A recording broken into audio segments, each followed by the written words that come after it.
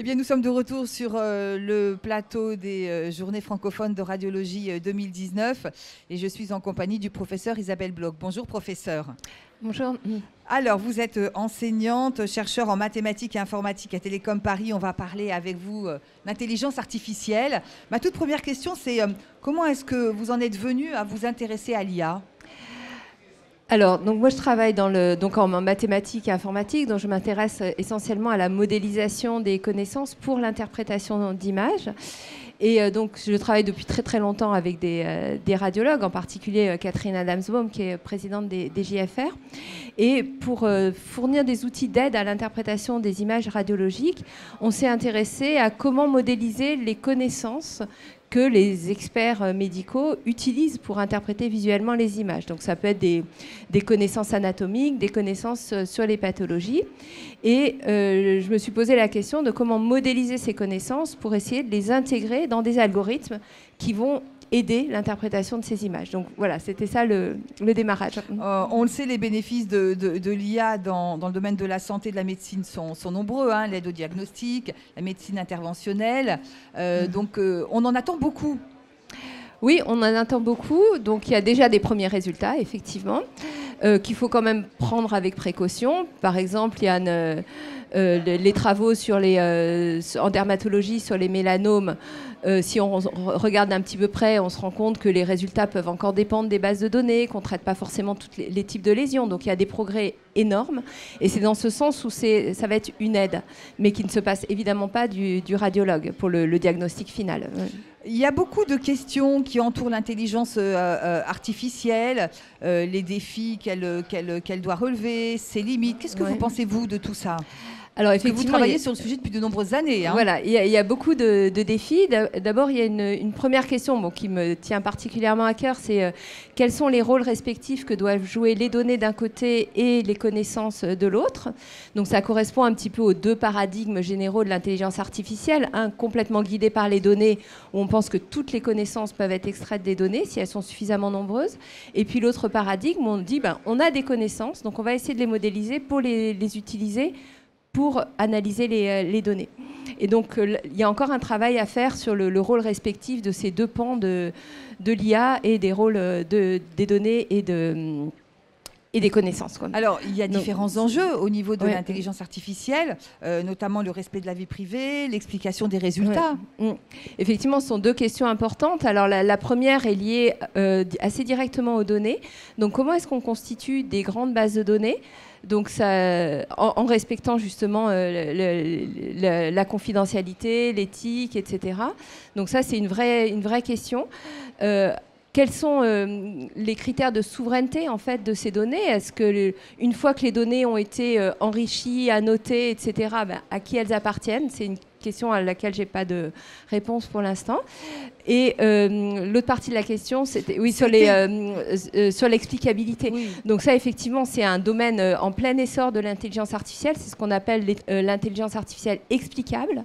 Donc comment est-ce qu'on va expliquer les résultats, comment fonctionnent les méthodes et comment on explique les cas d'échec.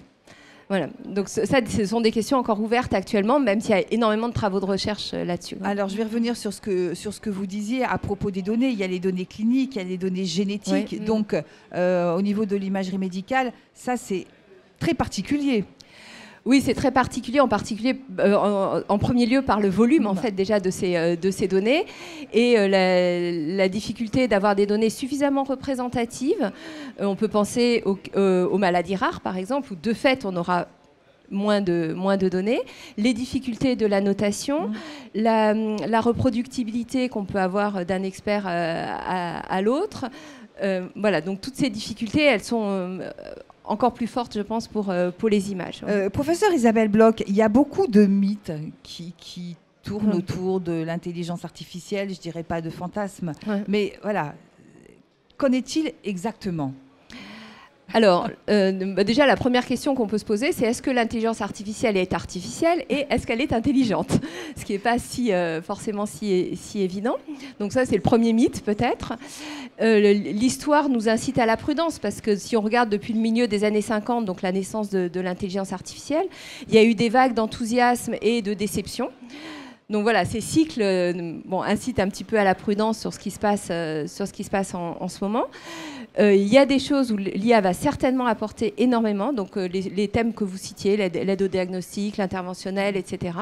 Je pense qu'il faut les voir toujours comme une aide, et là il y a sûrement des progrès énormes qui vont encore être faits, et peut-être que ça permettra aux radiologues de retrouver du temps disponible pour des tâches qui lui sont propres, et pas juste aller contourer une lésion à la main, essayer de cliquer sur des indices cliniques, etc. Donc si l'IA peut permettre de l'aider dans ces tâches-là, qui sont assez fastidieuses, il gagnera du temps pour autre chose, quoi. On peut donner des exemples dans lesquels l'intelligence artificielle est un succès. Vous parliez tout à l'heure de la dermatologie, il y a l'oncologie, la radiologie. Oui.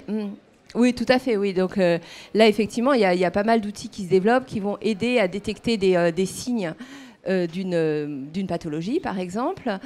La question qu'on peut se poser, c'est et qui va dans le sens de l'explicabilité, est-ce qu'on va se contenter de scores? On peut très bien apprendre à un système d'IA de sortir directement des scores, des indices cliniques, etc. Est-ce que ça va suffire? Pas forcément si on veut l'explicabilité. Et peut-être que le radiologue aura besoin de savoir d'où viennent ces signes et comment le système les a obtenus.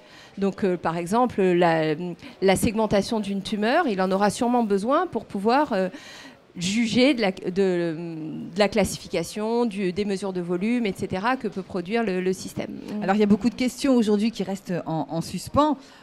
L'une d'elles, c'est l'intelligence artificielle est une aide, mais jusqu'où? Jusqu'où?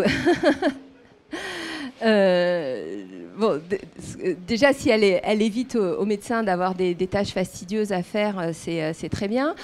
On peut imaginer, par exemple, que dans tout le domaine du dépistage, où il y a des données, là aussi, très nombreuses à traiter, si on arrive à mettre au point des systèmes qui écartent de manière sûre les cassins, donc même s'il en reste quelques-uns que le radiologue doit analyser, on lui aura fait gagner énormément de temps et il pourra se concentrer sur les cas plus compliqués ou les tâches difficiles.